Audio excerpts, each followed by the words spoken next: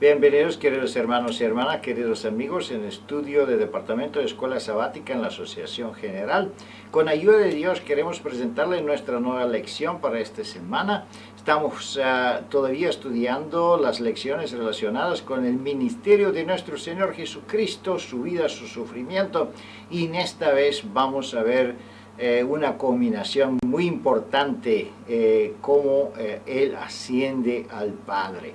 Pero antes de empezar nuestro estudio sistemático, nos gustaría tener una oración en silencio, invitando la presencia de Dios con nosotros. Acompáñenos, por favor.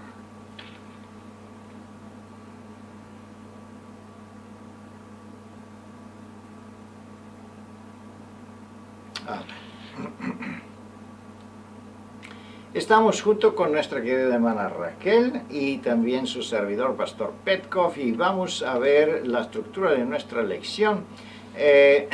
Ascendiendo al mi Padre es parte de un versículo bíblico. Tenemos una introducción muy importante con un testimonio de comentario bíblico. Debemos explicarle que cuando pone el comentario bíblico no significa que es un testimonio que no es inspirado. Es un testimonio escrito por nuestra querida hermana Ellen G. de White. El único es que es más fácil encontrar ese testimonio en el comentario bíblico porque así aparece en la biblioteca electrónica más fácilmente. Seguimos más adelante en los subtítulos como introducción: tiempo de retornar al Padre.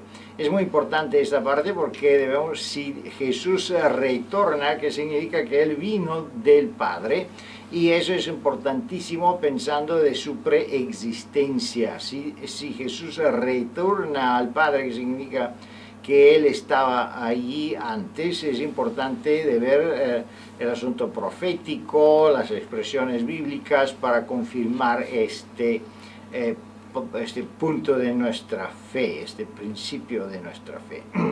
Después tenemos un otro subtítulo, despedida y bendición. Vamos a ver cómo se despide Jesús y qué enorme bendición reciben los discípulos despidiéndose de Jesús. El otro subtítulo es la ascensión de Jesús y la promesa de su regreso.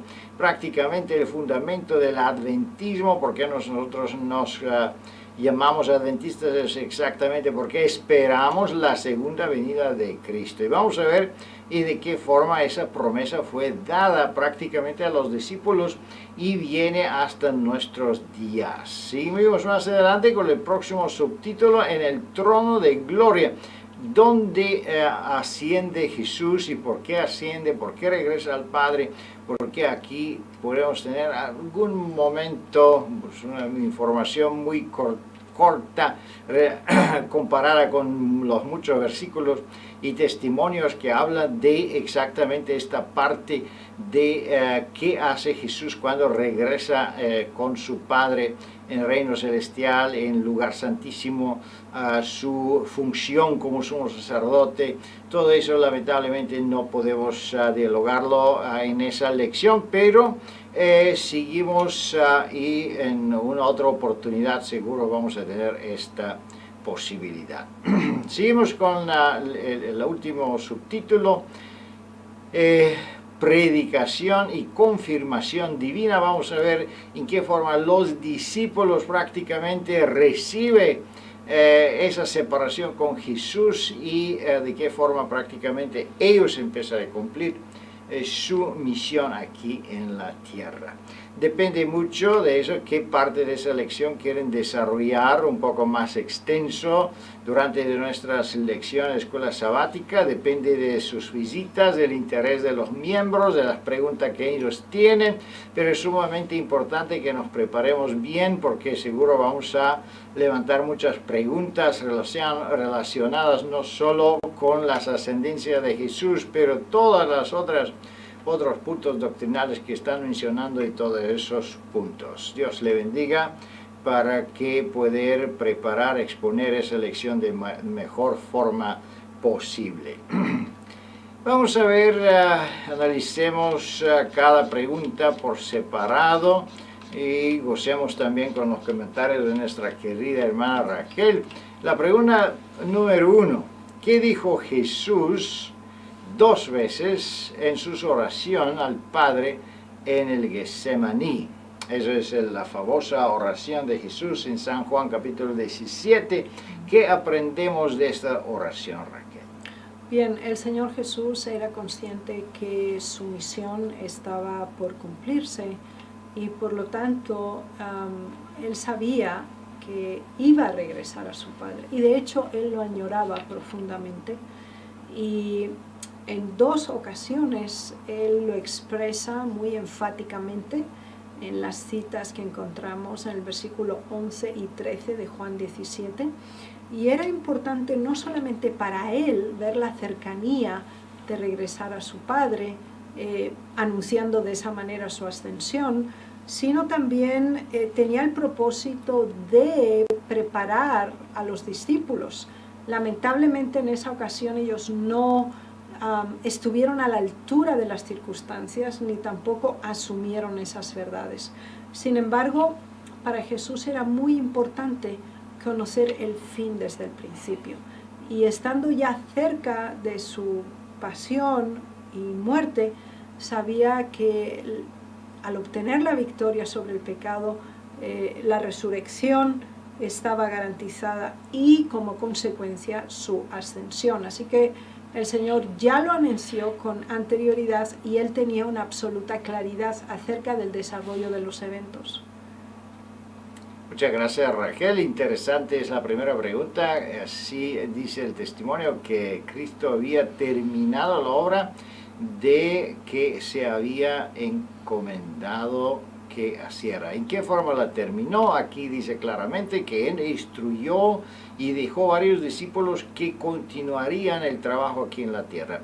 Es muy importante para nosotros como líderes, pastores y dirigentes en la obra de Dios que eso significa cumplir la tarea. No solo cumplir la tarea con su propio labor, pero preparar personas que continuarán el trabajo. Eso es que hicieron los apóstoles. Apóstol Pablo especialmente se dedica mucho tiempo en sus cartas a Timoteo, el Tito, y ahí tenemos instrucciones muy preciosas y precisas cómo sus descendientes, sus alumnos deben continuar la obra. Es importantísimo que nosotros también entendamos eso y tomamos tiempo de preparar personas y obreros. Si nos fijemos bien, vamos a ver que no fue un grupo muy numeroso, fue un grupo pequeño, sin embargo bien preparado. Eso es que Jesús quería hacer, eso es que él hizo y fue sumamente exitoso. Sabemos que esos pocos podían prácticamente conmover el mundo. Seguimos, vamos a ver la segunda pregunta. ¿Qué sucedió mientras Jesús estaba hablando con los discípulos sobre las cosas pertinentes al reino de Dios? La preocupación de Jesús por el bienestar y la correcta comprensión de la verdad por parte de los discípulos era una prioridad. Y por esa razón, después de su resurrección, convivió con ellos durante 40 días, repasando las Escrituras, dándoles pruebas indubitables del cumplimiento literal de cada uno de esos mensajes en su persona, en la misión y en el propósito de su venida aquí. Era una necesidad imperativa para que los discípulos retomaran, al revisar las verdades ya presentadas, un claro posicionamiento acerca de la misión que ahora sí era confiada a ellos. Así que nos damos cuenta por la descripción de Hechos 1:9 que el Señor Jesús se encontró ocupado hasta el último momento en prestar la máxima atención a sus discípulos, en instruirles y enseñándoles. Y siendo esta la dinámica de su conversación, es cuando la ascensión también se dio. podemos ver la dinámica en que Jesús reveló prácticamente completamente su verdad. En el principio vemos que Él se reveló un poco aquí, un poco allá, un tiempo limitado, después desaparecía. Pero aquí tenemos la evidencia que Jesús se quedó con sus discípulos, le enseñó sistemáticamente, profundamente, recordando la Escritura, dándole los ejemplos, personalmente comprobando que Él es Jesús, porque sabemos que eso fue un problema para los discípulos que creían que Él de verdad resucitó de los muertos. Pero vamos a ver que no solo eso, pero más allá los discípulos reciben una confirmación absoluta en su fe, y solo de esa manera pueden confirmar, pueden seguir adelante y cumplir con su misión. La pregunta número 3 dice, ¿qué estaba haciendo Jesús mientras se despedía de ellos? ¿Qué fue la última palabra, el último hecho o acción que Jesús realizó separándose de sus discípulos? Bien, en toda relación que Jesús mantuvo por sus discípulos, el cuidado, el amor y la ternura que les dedicaba era tan impactante y tan significativa que realmente transformó la vida de los discípulos. Y aquí, además de lo que habíamos mencionado en la pregunta anterior, de enseñarles e instruirles, también les dejó su bendición. Esto era algo muy precioso y especial para los discípulos, porque la bendición era el acto por medio del cual ellos también quedaban vinculados y tenían la certeza que aunque Él estaba siendo llevado al cielo, el Espíritu Santo permanecía con ellos, y la bendición personal de Jesús al alzar sus manos sobre ellos confirmaban su compromiso, su misión y la relación que siempre iban a mantener. Muchas gracias. La bendición de Jesús es muy importante. ¿Por qué es importante? Porque Jesús no solo bendijo a sus discípulos, pero Él bendijo a todos los seguidores de sus discípulos desde este tiempo hasta el fin del mundo. Esa bendición nosotros recibimos, la heredamos prácticamente siguiendo la línea apostólica de la Iglesia de Dios, y esa es la bendición de su iglesia. Eso es la bendición de sus seguidores. Es importantísimo que nosotros adoramos en la manera oportuna, en la manera que Jesús ha designado para que poder recibir esta bendición especial de parte de nuestro Señor Jesucristo. Pero no solo la bendición recibieron los discípulos, ellos reciben una certeza, una cosa muy importante, una confirmación de su fe. Y eso es prácticamente en la pregunta número 4, ¿de qué se dieron cuenta los discípulos que fueron testigos de esa escena triunfante? ¿Qué informan los discípulos que sintieron, que experimentaron en esa despedida con Jesús?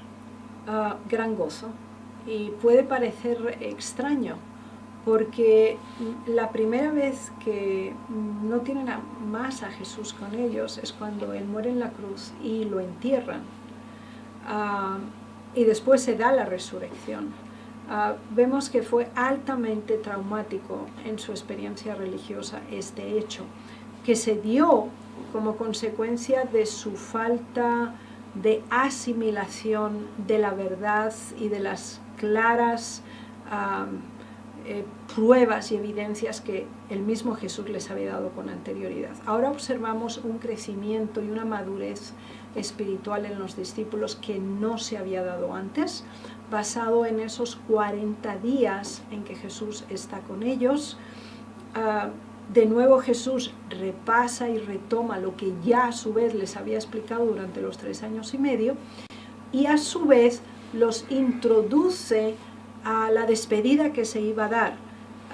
Sin embargo, ellos sabían que Jesús ya no estaba muerto y que Él iba a ascender al cielo, iba a estar con su Padre, y ellos no quedaban huérfanos, sino que el Espíritu Santo les iba a ser enviado, y el Señor Jesús también tenía una misión que cumplir en el cielo, así como ellos debían cumplirla en la tierra. Esa comprensión personalizada de la verdad, con el acto de asumir la misión que debían llevar a término, les permitió no solamente orientar su vida, sino sentirse seguros y gozosos en la verdad. Muchas gracias, Raquel. Qué importante es que nosotros creemos de eso que nosotros predicamos. Eso fue el problema más grande de los discípulos, fue relacionado con sus dudas. Y las dudas están relacionadas con el sacrificio de Cristo. ¿Cómo puede ser que el Hijo de Dios, este hombre con un origen sobrenatural, se entrega voluntariamente a ser crucificado, sufre con un hombre totalmente indefenso? Pues eso de esa forma le entró una duda fundamental, que de verdad ese hombre fue hijo de Dios, tenía poderes sobrenaturales, o qué pasó con él. Sin embargo, en ese encuentro, primero con su resurrección tenían un problema muy grave a creerlo, pero vemos y podemos experimentar que los discípulos estaban creciendo en la experiencia con Jesús y podían ser confirmados totalmente que esa persona que le hablaba después de la resurrección de Jesús es de verdad Jesús, porque él sabía todos los detalles de su vida, de su compañía, de sus doctrinas, pero nada más le confirmó, o más que todo le confirmó la ascendencia de Jesús. Ahora ya entendieron ellos que eso de verdad es el hombre, hombre del hombre, y hijo del hombre, hijo de Dios, porque él de verdad confirmó que él es de Dios y que él regresa ahí donde está Dios. De esa forma ellos estaban preparados, llenos de fe. Todas las dudas desaparecieron, y eso, queridos hermanos, es un testimonio muy importante para nosotros. Si nosotros queremos predicar el Evangelio, el primero que debemos hacer es acabar con nuestras dudas. Debemos aclarar nuestras dudas, debemos tener una certeza absoluta para poder ir al mundo, comunicar el Evangelio, comunicar la doctrina de Dios, y eso que hicieron los discípulos. Vamos a ver la pregunta número 5. Que dice: ¿quiénes permanecieron y explicaron a los discípulos lo que sucederían después de la ascensión de Jesús? ¿Qué más experimentaron los discípulos después que se despidieron con su Señor Jesús? Ellos se quedaron observando la ascensión y fijaron su mirada en el cielo tan intensamente, inclusive hasta después de no visualizar ninguna señal más de su amado Salvador. Y para la sorpresa de ellos, 2 varones con vestiduras blancas se dirigieron a ellos y se admiran por el hecho de que están mirando al cielo, y les dan una de las más maravillosas promesas que ya Jesús les había dado. Este mismo Jesús, que ha sido tomado de vosotros al cielo, así vendrá como le habéis visto ir al cielo. Y esta promesa, además de ser una declaración firme y llena de esperanza, les permitió comprender a los discípulos que este mismo Jesús, con el cual ellos habían vivido y ahora habían gozado de su presencia, que les había enseñado, los había bendecido y había ascendido al cielo, regresaría de la misma manera. Así que fue arrebatado en las nubes, regresaría en las nubes, y ellos serían testigos de esta segunda venida, como también lo habían sido de la primera venida. Y realmente es importante porque esa extensión de tiempo, que quizá para los discípulos esperaban fuera más breve, la tenemos hoy más cerca que nunca antes en nuestra vida. y debe ser una razón para fijar nuestras ideas, para cifrar nuestros ideales, para orientar nuestra propia vida. Miremos más al cielo y menos a la tierra. Orientémonos más hacia Jesús en las alturas y no tanto a nosotros en la miseria de este mundo. Esto nos va a permitir desarrollar gozo, esperanza, y sobre todo una relación más íntima con Dios. Fijemos nuestros ojos en el cielo. Muchas gracias, Raquel, muy interesante. Prácticamente eso es el fundamento de nuestra fe como adventistas del séptimo día. Eso fue el descubrimiento prácticamente en la profecía de 2300 noches y mañanas, que se cumplía exactamente todo y que la segunda venida de Cristo debía suceder. Qué glorioso y qué lleno de esperanza es este mensaje. Sin duda los apóstoles estaban totalmente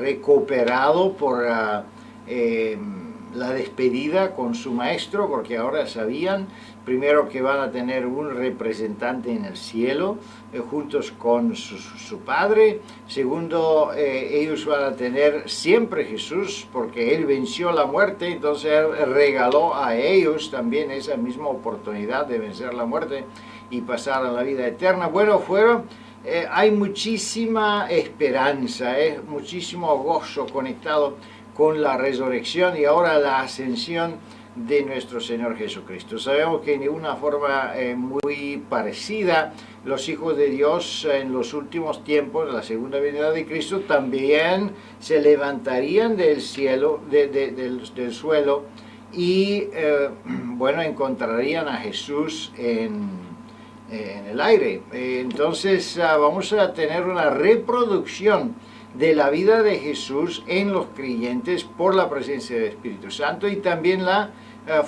vamos a tener una resurrección parcial que sucede antes de la venida de Cristo, en que resucitan parte de 144,000 y entonces tenemos también el cambio de la naturaleza, una naturaleza glorificada y una resurrección prácticamente a los santos antes de la venida de Cristo, y también algunos que están vivos, ellos también encuentran a Jesús en la misma forma como Él ascendió al cielo, así ascenderían también los creyentes. Seguimos más adelante y vamos a ver la pregunta número 6. Después de su gran lucha y su victoria sobre el pecado y la muerte, ¿en dónde se sintió el Señor Jesús? ¿Qué podemos contestar a esa pregunta, Raquel? Es muy interesante cómo nuestro Salvador, en una forma sistemática, pero consecuente y firme, anunció a sus discípulos cada una de las cosas que iban a suceder desde su ascensión. Y se nos habla claramente que después de su ascensión y su recibimiento en el cielo para permanecer, porque ya sabemos que después de su resurrección Él subió ante su Padre, ahora iba a ascender de nuevo, pero para permanecer en el cielo por un periodo determinado de tiempo y entronado, es decir, se sentó a la diestra de Dios. Y desde ese punto de vista nos damos cuenta que los discípulos sentían una gran seguridad y certeza de su fe, de la asistencia de Dios a su lado, ayudándoles, fortaleciéndoles, capacitándoles para su misión por la posición de poder que Jesús iba a asumir en el cielo, que obviamente se iba a desdoblar en una entrega directa de Él al servicio de los discípulos, también por medio del Espíritu Santo. Esta es una enseñanza muy significativa para nosotros, porque también el Señor nos ha dado a conocer a través de las Sagradas Escrituras cuál es su misión en este momento, y sabemos que Él está obrando como sumo sacerdote, antes lo hizo como sacerdote, y nos encontramos en la última fase de la cercanía antes de la segunda venida de Cristo y el fin de tiempo de gracia. Muchas gracias, muy interesante esa pregunta. Prácticamente entendemos que nuestro Señor Jesucristo no solo vino en esta tierra para preparar el camino y la entrada del cielo, la vida eterna, vencer la muerte y pagar el precio de nuestros pecados, pero su misión sigue ahora prácticamente en el cielo. ¿Qué hace Él? Él prepara ahí los lugares donde permanecían los santos que se salvarían, y no solo eso, Él prepara prácticamente el camino al santuario, y prepara todo en el santuario para sus seguidores, porque sabemos que 144,000 ellos morarían en el santuario juntos con su Señor, con nuestro Señor Jesucristo. También sabemos la promesa que el Señor hace en Apocalipsis capítulo 3, donde dice que si nosotros permanecemos fieles hasta el fin, entonces podemos sentarnos en el trono de Él, como Él también se sentaría en el trono de su Padre, que significa que prácticamente Jesús sigue preparando un camino donde sus seguidores pueden seguirlo después de la resurrección. Es glorioso, es muy animador ese mensaje, y obviamente los discípulos tenían mucho gozo de compartirlo con todos que ellos podían encontrar en su camino. Vamos a ver la pregunta número 7, que dice ¿qué prácticamente bendición recibieron los discípulos después que se despidieron con su Señor Jesucristo? Ellos no tenían más su presencia física, sin embargo, ellos tenían un gozo y tenían una presencia de la divinidad o de la deidad en su labor, en su trabajo. ¿Cómo podemos explicar esa situación tan complicada? De una parte se separaron con su maestro, de otro punto de vista siguieron con gozo. La despedida de Jesús no era final, es decir, Jesús les prometió que iba a haber un regreso y que los iba a tomar consigo para estar siempre con ellos. Esta certeza, la correcta comprensión del cumplimiento de los eventos proféticos, la visualización del ascenso de Jesús, reconfirmó tanto más las declaraciones de misión que Dios les había hecho a ellos. Por lo tanto, esta comprensión les llevó a la acción. Y se nos dice que estaban siempre en el templo alabando y bendiciendo a Dios. Y se nos dice que iban y predicaban en todas partes, y el Señor estaba a su lado, confirmando sus acciones por las señales que ya habíamos estudiado en la lección pasada. Así que es importante comprender que nos volvemos proactivos y muy eficientes en el momento en que tenemos una concientización de la verdad, cuando asumimos esa verdad como la esencia misma de nuestra existencia y hacemos nuestra la responsabilidad de ser copartícipes en el plan de salvación. No va acompañado únicamente de gozo y paz, sino de un gran sentido de eficiencia, trabajo y colaboración en favor de los demás. Muchas gracias, Raquel, muy interesante es esta última pregunta en esa lección. Aquí si seguimos, por ejemplo, el testimonio deseado de toda la gente, vamos a ver qué completo fue el gozo de los discípulos. ¿Y por qué fue tan completo? Porque ellos tenían un representante de la humanidad en el cielo, y él tenía la naturaleza, la apariencia, no tanto la naturaleza, pero la apariencia del ser humano fue preservada con Jesús. Imagínense, Él es nuestro abogado, Él es nuestro sumo sacerdote, Él va a ser nuestro juez Pero los discípulos se sentían absolutamente seguros, no tenían ninguna duda relacionada con el futuro. Y no solo esto, pero Dios dejó, o Jesús dejó la certeza que Él no se separaría de su pueblo. Y decía, piden y se le dará. Así que con oraciones podemos siempre conectarnos con nuestro Señor Jesucristo. Él sigue viviendo, Él sigue recibiendo nuestras oraciones y Él sigue intercediendo por nosotros. Así que, queridos hermanos y hermanas, nada más nos falta quizá experimentar esta relación viva con Jesús. Piden, hagan sus oraciones y van a experimentar las respuestas, van a recibir las respuestas.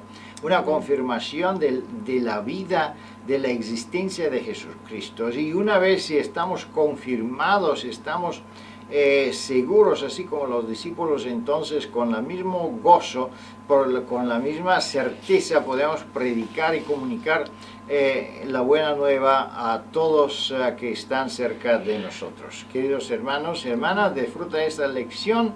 Acepta nuestro Señor Jesucristo como su Salvador personal, llénense de gozo y del Espíritu Santo y predican el Evangelio. Con ayuda de Dios podemos vernos durante la próxima semana. Amén.